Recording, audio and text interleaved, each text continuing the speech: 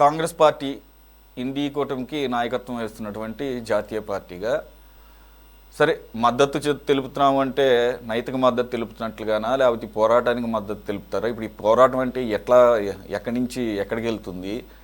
ఇది అసలు పోరాటంగా అభివర్ణించడం ఎంతవరకు కరెక్టు? రెండో పాయింట్ వచ్చేసి ఆవిడ స్వయంగా ఓడిపోయారు, అంటే ఎమ్మెల్యేగా కూడా కాదు ఆవిడ, ఇంకా సీఎం పదవిని పట్టుకుని ఎలాడతానంటే దాంట్లో అర్థమే లేదేనో నాకు అనిపిస్తుంది.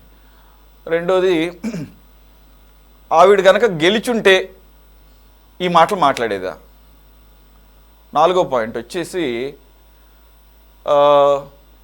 100 స్థానాలు చోరీ చేశారు అన్నప్పుడు అసలు ఎలక్షన్స్ని బహిష్కరించాల్సింది కదా. మీకు ఇప్పుడు ఈ సవ్యంగా జరగవు, ఎస్ఐఆర్ పేరు మీద 90 లక్షల ఓట్లు తీసేశారు కాబట్టి నా ఓటమి తథ్యం, ఇది అప్రజాస్వామికంగా జరగబోతుంది అనుకున్నప్పుడు అసలు ఎలక్షన్స్నే బహిష్కరిస్తే ఒక పని అయిపోయేది కదా, అప్పుడు క్లారిటీ ఉండేది.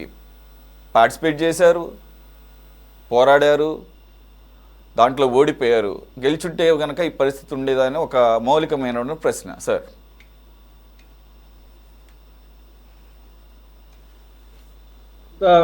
బెనర్జీ చేసిన వ్యాఖ్యలు మీరు ఆల్రెడీ చెప్పారు. దాంట్లో బీజేపీ కుట్రతో గెలిచింది, బీజేపీకి ఎలక్షన్ కమిషన్ ఏజెంట్గా మారింది, ప్రధాన విలన్ ఎన్నికల సంఘం, 100 సీట్లకు పైగా లూటీ చేశారు, తాను రాజీనామా చేసే ప్రసక్తే లేదు, రాజ్భవన్కు వెళ్ళను, రాజీనామా చెయ్యను, నేను ఓడిపోలేదు, ఈవీఎంలో లూటీ చేశారు, పోలింగ్కు 2 రోజుల ముందే తమ పార్టీ కార్యకర్తల మీద దాడి చేశారు, అరెస్ట్ చేశారు. ఇవన్నీ చెప్పిన తర్వాత ఇండియా కూటమి తన వైపే ఉంది, నేను ఇండియాలో కూటమిలోనే ఉంటాను, సోనియా గాంధీ రాహుల్ గాంధీ గారు మాట్లాడారు ఫోన్లో. తర్వాత అఖిలేష్ యాదవ్, తేజస్వి యాదవ్, హేమంత్ సోరెన్ తదితరులు ఫోన్ చేసి సపోర్టుగా నిలిచారు. ఇది ఓవరాల్గా ఆవిడ చేసిన కామెంట్లు. సోనియా గాంధీ, రాహుల్ గాంధీ ఫోన్లో మాట్లాడారు, అంతవరకే వాళ్ళ గురించి చెప్పింది. మిగతా అఖిలేష్ యాదవ్, తేజస్వి యాదవ్, హేమంత్ సోరెన్ తదితరులు ఫోన్ చేసి సపోర్టుగా నిలిచారు అని ఆవిడ చెప్పింది.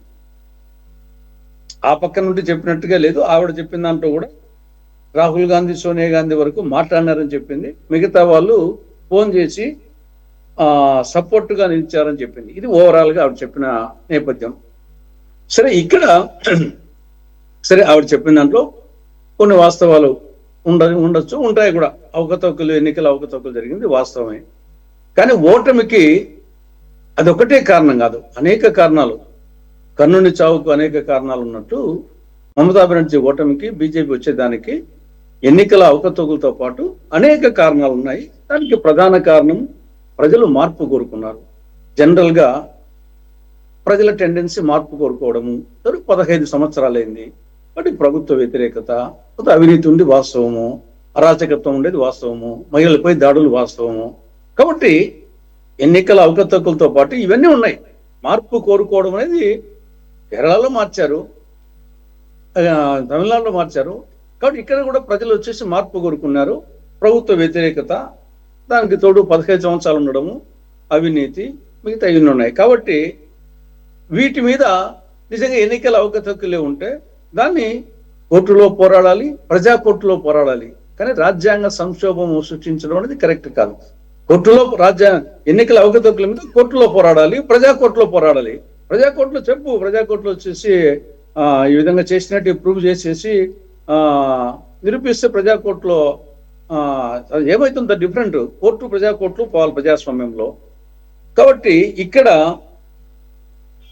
అంతవరకే తప్పని చేసి ఈడ రాహుల్ గాంధీ, సోనియా గాంధీ ఈవిడ రాజీనామా చేయొద్దు అని చెప్పిన దాని మీద, లేకుంటే నీకు దాన్ని సపోర్ట్ చేస్తామని చెప్పినట్టుగా చెప్పలేదు. ఫోన్ చేసినారు అని చెప్పింది. మరి ఎలా ఉంటుందో చూడాలా. తర్వాత ఆవిడ బంగ్లా కూడా, సీఎం బంగ్లా కూడా ఖాళీ చేసింది. యాక్చువల్గా సీఎం బంగ్లా ఖాళీ చేసింది. మళ్ళీ ఈ యొక్క స్టేట్మెంట్ ఎందుకు ఇచ్చిందో, బంగ్లా ఖాళీ చేసిన ఆవిడ మళ్ళీ ఈ స్టేట్మెంట్ ఎందుకు ఇచ్చిందో అర్థం కావడం లేదు. సరే, ఇంకా ఏమి జరుగుతుంది అన్నప్పుడు ఆర్టికల్ 164, ఆర్టికల్ 172, ఆర్టికల్ 356 ఈ మూడిట్లో ఏ ఒకటి కానీ ఏ 2 కానీ ఇంప్లిమెంట్ చేయాల్సి వస్తుంది. ఇక్కడ ఆర్టికల్ 172 ప్రకారంగా శాసనసభ కాల పరిమితి వాళ్ళు ప్రమాణ స్వీకారం చేసిన రోజు నుండి అది ఆ టైము 5 సంవత్సరాలకు అయిపోతుంది. ఈ లోపల ఒకవేళ అయిపోతే డిజాల్వ్ అవుతుంది, లేకుంటే ఆటోమేటిక్గా డిజాల్వ్ అవుతుంది. 5 years దాటిపోతే శాసనసభ కాల పరిమితి 5 సంవత్సరాల తర్వాత ఆటోమేటిక్గా అయిపోతుంది. కాబట్టి ఇది మే 7కు, ఈరోజు 7వ తారీఖు శాసనసభ కాల పరిమితి ఆటోమేటిక్గా అయిపోతుంది. కాబట్టి అప్పుడు శాసనసభ ఉండదు. ఇంకా కొత్త శాసనసభ ఆల్రెడీ ఎలక్షన్ కమిషన్ ఎమ్మెల్యేల పేర్లు ఇస్తుంది. కొత్త శాసనసభ ఎంటర్ అవుతుంది. కాబట్టి ఇది ఒకటి 172 ఆర్టికల్ ప్రకారంగా శాసనసభ వరకు ఎమ్మెల్యేలు, ముందున్న ఎమ్మెల్యేలు పోతారు, కొత్త ఎమ్మెల్యేలు వస్తారు. అది ఆటోమేటిక్గా ఉంది.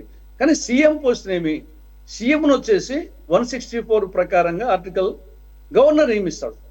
గవర్నర్ నియమించేటంత వరకు క్లారిటీ ఉంది, కానీ గవర్నర్ను, చీఫ్ మినిస్టర్ను తొలగించేదానికి క్లారిటీ లేదు 164లో. సీఎంను వచ్చేసి నియమిస్తాడు, తర్వాత సీఎం సలహా మీద మంత్రులను నియమిస్తాడు. 6 నెలల లోపల వాళ్ళ మెజార్టీ నిరూపించుకోవాలా అని ఉంది. కానీ ఇటువంటి పరిస్థితి వచ్చినప్పుడు ఆ సీఎం పదవిని ఖాళీ చేయనప్పుడు ఏం చేయాలా అనేది వచ్చేసి అసెంబ్లీ వరకు స్పష్టత ఉంది, అయితే లేకపోతే ఆటోమేటిక్ అయిపోతుంది. కానీ సీఎంకి వచ్చేసి ఎమ్మెల్యే కావాలని అవసరం లేదు. ఎమ్మెల్యే కానీ ఎమ్మెల్సీ కానీ 6 నెలల వరకు ఎమ్మెల్యే ఎమ్మెల్సీ కాకుండా కొనసాగచ్చు. కాబట్టి ఆ ప్రావిజన్ ఉంది. అది కొంత నాకు తెలిసి క్లారిటీ లేదు.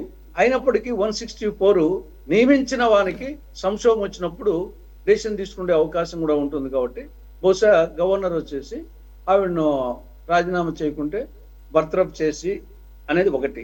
ఇది ఇంక అన్నిటికీ మించి ఆర్టికల్ 356 అది ఇంకా ఇమీడియట్గా రాష్ట్రపతి పాలన విధించి అన్ను తీసేసి ఇమీడియట్గా చేయడము. లేకుంటే ఫ్లోర్ టెస్ట్ వచ్చేసి, సరే కొత్త అసెంబ్లీ వస్తుంది, ఈవిడికి వచ్చేసి ఫ్లోర్ టెస్ట్ వీలంత వరకు షార్ట్ టెస్ట్ డ్యూరేషన్ ఇచ్చేసి ఫ్లోర్ టెస్ట్ నిరూపించుకోమని చెప్పి, అప్పుడు కానప్పుడు గవర్నర్ వచ్చేసి తొలగించడం. ఈ 4 ఆప్షన్స్ ఉన్నాయి. బహుశా ఆ స్థాయికి పోదు అనుకుంటాను. మీరు చెప్పిన తర్వాత నాకు గుర్తొచ్చింది, మమతా బెనర్జీ లాస్ట్ టైం కూడా ఓడిపోయారు.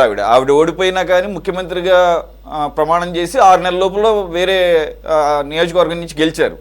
ఇదే సువేందు అధికారి చేతిలో ఓడిపోయారు కదండి. కాబట్టి మీరు అన్నట్టు కరెక్ట్. అది ఎమ్మెల్యేగా ఉంటేనే ముఖ్యమంత్రిగా ప్రమాణం చేయాలని రూల్ లేదు. 6 months అలాగూ టైం ఉంది. కాబట్టి కృష్ణాంజలి గారు ఏమైనా క్విక్గా యాడ్ చేయాలనుకుంటే. సో మన తులసిరెడ్డి గారు చెప్పిన దానికి అడిషనల్ గా నేను చెప్తాను ఒక మాట. ముఖ్యమంత్రి అనేటువంటిది వాళ్ళ ఎమ్మెల్యేల పదవి కాలం ముగియటంతో పాటు వాళ్ళ ప్రభుత్వ పదవి కాలం కూడా ముగిసిద్ది. ముఖ్యమంత్రి పదవి కాలం కూడా ముగిసిపోయిద్ది. ఆపద్ధర్మ ముఖ్యమంత్రిగా ఒక ముఖ్యమంత్రి మాత్రమే ఉంటారు, కేబినెట్ కూడా ఉండదు. ఆపద్ధర్మమే. కేవలం కొత్త ముఖ్యమంత్రి ప్రమాణ స్వీకారం చేసేంత వరకు ఆపద్ధర్మ ముఖ్యమంత్రి. ఆ రాజీనామా చేయకపోయినా అసలు అది విషయం కాదు అనేటువంటిది నేను అనుకుంటున్నాను.